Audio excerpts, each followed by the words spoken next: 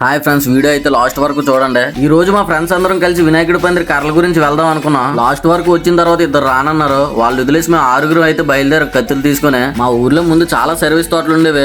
అప్పుడైతే సింపుల్ గా అయిపోయేది పని. కానీ ఇప్పుడు ఆ తోటలన్నీ నరికిచ్చేసారు. ఇప్పుడు కర్రల కోసం అయితే చాలా దూరం నడలే, దాదాపు 2 కిలోమీటర్లు అయితే నడిచేసాం. అలా చాలా దూరం వెళ్ళిన తర్వాత అయితే మాకు కర్రలు కనిపించే. ఇంకా వెంటనే మా ఊళ్ళని నరకడం మొదలు పెట్టేశారు. అవి ఏమి ఎక్కువ కనపడలేదు.